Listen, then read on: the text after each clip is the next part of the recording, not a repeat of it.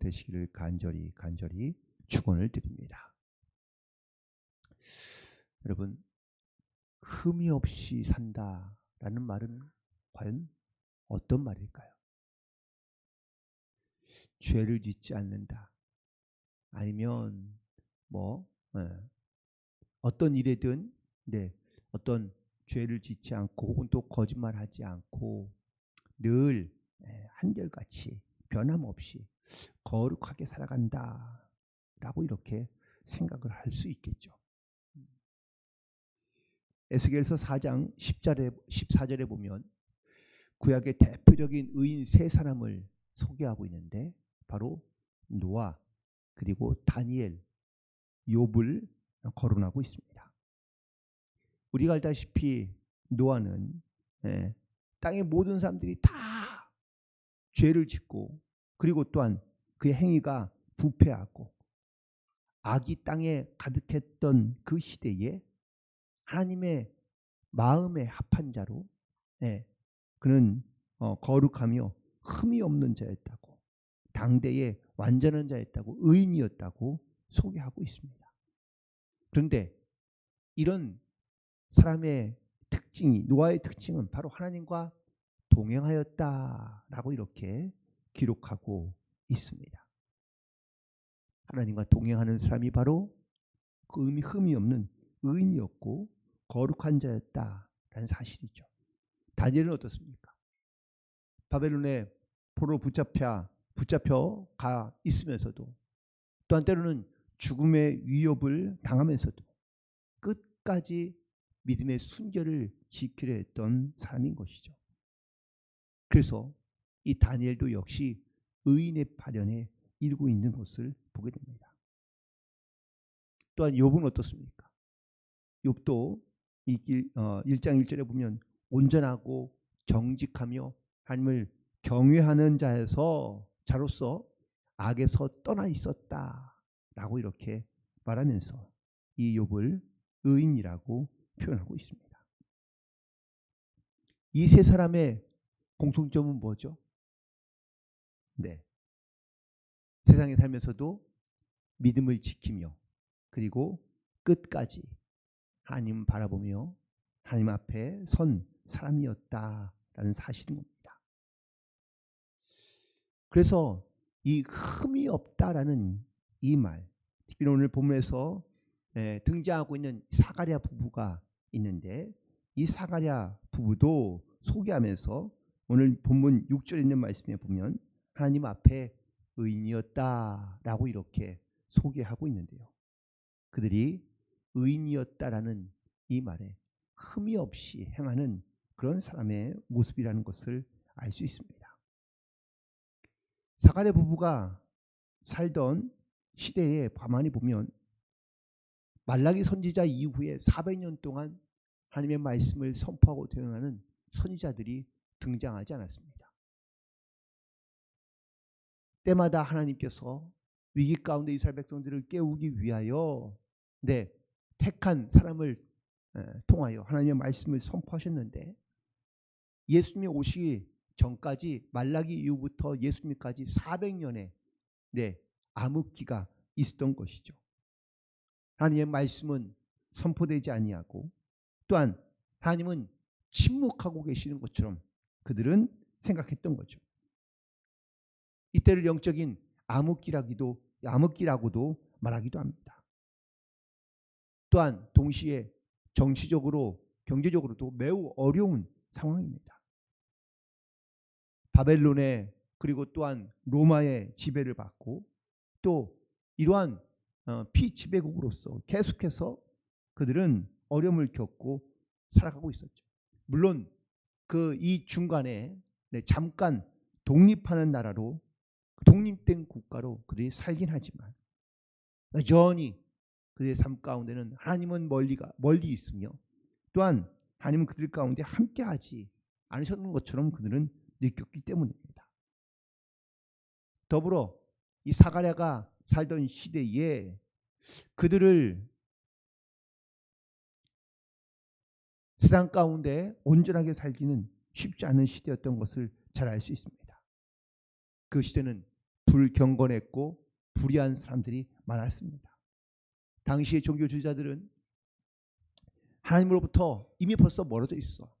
율법을 행하는 것 같지만 겉으로만 율법을 행하고, 그리고 그들은 스스로 하나님을 멀리하며 타락하여 죄 가운데 살고 있었던 것이죠. 이런 시대에 이렇게 흠이 없이 거룩하게 온전하게 살아가는 것이 결코 쉽지 않다라는 사실입니다. 지금 우리가 살아가는 우리의 시대도 어떻습니까? 우리의 삶을 여전히 무너뜨리려 하고, 또한 암흑 가운데, 그런 세상 가운데 우리가 살고 있지만, 우리도 이렇게 사가랴 부부처럼 이 시대 가운데 거룩함을 지켜내며, 또한 어두운 시대 가운데 밝은 빛을 비출 수 있는 이런 흠이 없는 그러한 거룩한 백성들로서 우리가 하나님 앞에, 또한 사랑 앞에 우리가 살아가야 될 줄로 믿습니다. 그러므로 특별히 우리가 이렇게 이 시대 가운데 정말 이런 흠이 없는 거룩한 자로서 하나님 앞에 의인이라고 불리면은 가장 아름다운 믿음의 고백이 될 수 있도록 불릴 만한, 의인처럼 불릴 만한 그런 믿음의 사람으로 오늘도 주님 앞에 승리하는 삶을 살아가는 그런 복된 성도들이 되기를 간절히 소망합니다. 또한 그들이 오늘 본문에 있는 말씀 가운데 보면 이 두 사람이 하나님 앞에 의인이었다고 말씀해 주고 있습니다. 사람 앞에 의인으로 인정받는 것을 원치 아니하고 하나님 앞에 의인으로 인정받았다라는 사실에 우리가 더욱더 주목해야 될 줄로 믿습니다. 당시의 종교 지도자들은 사람 앞에 인정받기를 좋아합니다. 그래서 많은 사람들이 모여있는 곳에 나가서 소리를 질러 노래를 부르거나 기도를 하거나, 그런 사람들 앞에 칭찬받는 소리를 더 좋아했다라는 것이죠. 그래서 그들은 구제할 때도 외식하는 자처럼 사람에게 보이는 것을 좋아하고, 또한 사람들에게서 칭찬과 영광을 받기 위하여 많은 사람들이 모이는 곳에서 그들은 기도하기를 좋아했습니다. 하지만 하나님은 외모를 보지 않고 중심을 보시는 줄 믿습니다. 하나님은 이런 겉으로만 하는 사람들을 외식하는 자라고 말씀하시며, 마치 그들의 모습이 회칠한 무덤 같다. 겉에만 무덤의 모습을, 혹은 또 괜찮은 모습을 하고 있지만 그 안에는 썩어 냄새나는 그런 자들과 똑같다고 말씀하십니다. 그러나 이 사가랴와 엘리사벳 이 부부는 이렇게 사람들 앞에서 인정받는 것이 아니라 하나님 앞에 인정받는 사람들이었다라는 사실이죠. 오늘도 우리는 우리 세상에 살아가면서 사람들 앞에서 인정받는 것도 물론 중요하겠지만 사람에게만 인정받는 것이 다가 아니라 하나님 앞에서 우리가 부끄러움 없이, 그리고 부족함 없이 온전하여 하나님 앞에 우리가 믿음으로 인정받는 그러한 의인의 삶을 살아가는, 그런 흠이 없이 살아가는 모든 성도들이 되기를 간절히 소망합니다. 그러기 위해서는 우리는 사람 앞에 나가는 것이 아니라 하나님 앞에 겸손하게 나아가야 될 줄로 믿습니다. 시편 73편 28절에 있는 말씀에 보니까 하나님을 가까이함이 내게 복이다 라고 말씀해 주고 있는데, 우리가 이처럼 하나님을 가까이 하고 하나님 앞에서 우리가 온전하여 흠이 없는 거룩한 백성으로 이 땅 가운데 승리하며 나아가게 되기를 간절히 소망합니다. 그리고 세 번째, 이 흠이 없다는 것은 바로 오늘 본문에 있는 말씀 6절에 모든 계명과 규례에 흠이 없이 행하였다라고 말씀하고 있습니다. 여기서 말하는 계명과 규례는 바로 말씀입니다. 계명, 하나님의 율법이죠. 성경을 가리키고 있는 겁니다. 이 사가랴 부부는 율법에 대한 올바른 이해, 그리고 또한 그 속에 담겨져 있는 하나님의 은혜와 자비를 깨닫고 그리고 하나님의 말씀대로 순종하는 삶을 살아야 했다라는 것을 말하고 있습니다. 성경에 수많은 말씀들이 있지만 이 수많은 말씀들을 크게 두 가지로 요약한다면 예수님께서 말씀하신 것처럼 첫 번째는 하나님을 사랑하고 두 번째는 이웃을 사랑하는 거라고 말씀하고 있습니다. 근데 여기에 분명히 조건이 있죠. 하나님을 사랑하는 것 같이 내 이웃도 사랑하라고 말씀하고 있습니다. 많은 이스라엘 백성들의 종교 지도자들이 하나님을 사랑하는 법은 알지만 이웃을 사랑하는 것은 그들이 알지 못하거나 행하지 못했던 것을 보게 됩니다. 겉으로는 의로운 척 스스로 의인이라고 여기며 살아가지만 자기들의 일을 자랑하고 또한 겉으로는 율법을 잘 지키며 그리고 계명을 지키지 못하는 자들을 그들은 스스로 정죄하여 스스로 우월감을 가지고 살아가며 자기를 드러내기를 좋아했지만 예수님은 오히려 죄인과 그리고 세리들의 친구가 되어주시고 그리고 약한 자들을 도우시며 그리고 죄 가운데 있는 자들을 해방하기 위하여 이 땅 가운데 오셨다는 사실을 말씀하고 있습니다. 사가랴 부부도 이렇게 하나님 앞에 그리고 말씀 앞에서 그들은 스스로 자기를 겸손하게 여기고 또한 스스로 자기가 죄인인 것을 깨닫고 하나님 앞에 은혜와 자비를 구하며 통회하는 심령을 가지고 하나님 앞에 나아가며 그래서 이 계명과 말씀에 흠이 없이 그들이 율법을 지키며 살아갔던 귀하고 복된 또한 믿음의 사람들이었던 것을 깨닫게 됩니다. 결국 이 흠이 없다라는 이 말은 우리가 겉으로만 말하는 것이 아니라 내면적인 우리의 영적인 상태를 말하고 있는 겁니다. 신명기 우리가 잘 아는 6장 5절에 있는 말씀에 너는 마음을 다하고 뜻을 다하고 힘을 다하여 내 하나님 여호와를 사랑하라 라고 말씀해 주셨는데 이 말씀은 행위에 대한 말씀이 아니라 우리의 자세에 대한 말씀인 것을 말하고 있는 것이죠. 우리가 내 안에 주님에 대한 사랑으로 은혜로 충만해져 있으면 가득해져 있으면 내 삶에도 그런 믿음의 고백과 모습들이 나타나게 되는 줄로 믿습니다. 이 사가랴와 엘리사벳 부부는 바로 이처럼 그들의 마음 안에 심령 안에 하나님에 대한 사랑으로 믿음으로 충만하여 그들의 삶에도 그러한 영적인 모습들이 나타나고 있는 것을 보게 됩니다. 그 친구가 바로 그들이 하나님 앞에 인정받는 하나님 앞에 나아가는 의인이었고 흠이 없는 행함으로 말미암아 하나님의 거룩한 백성으로 살아가고 있다는 것을 말씀하고 있습니다.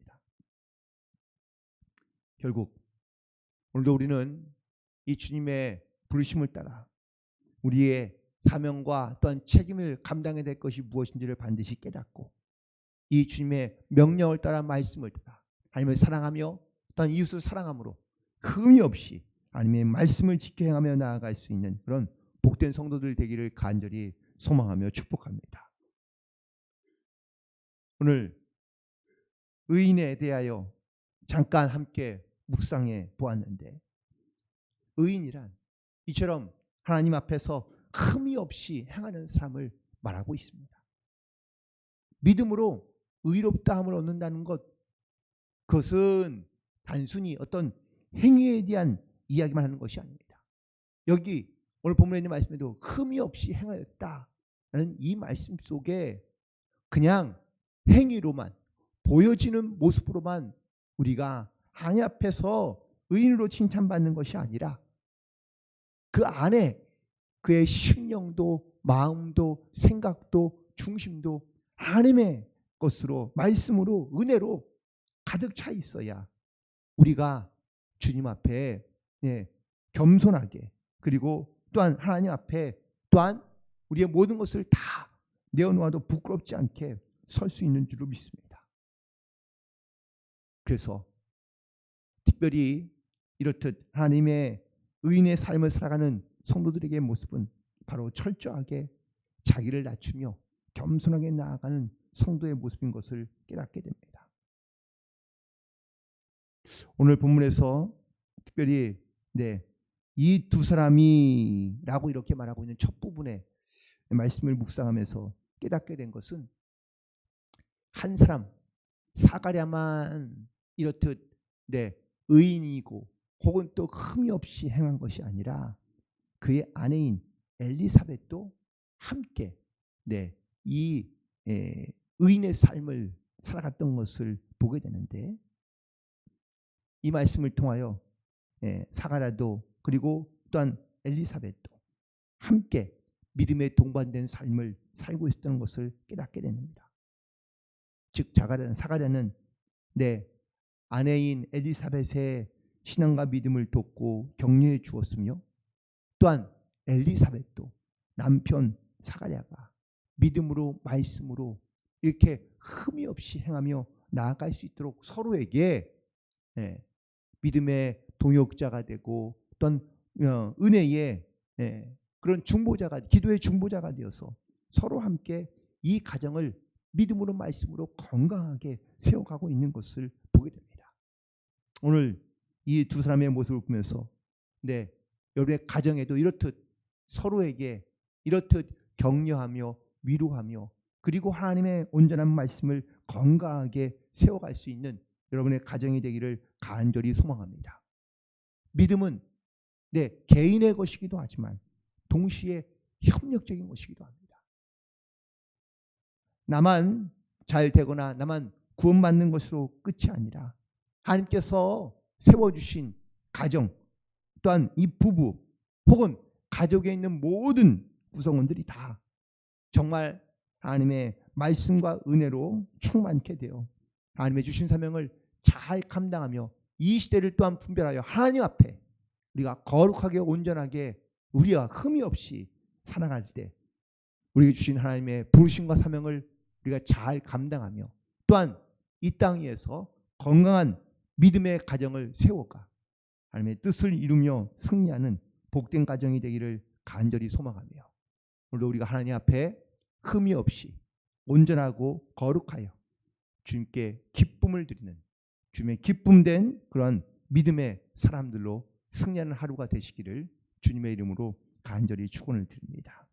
기도하시겠습니다.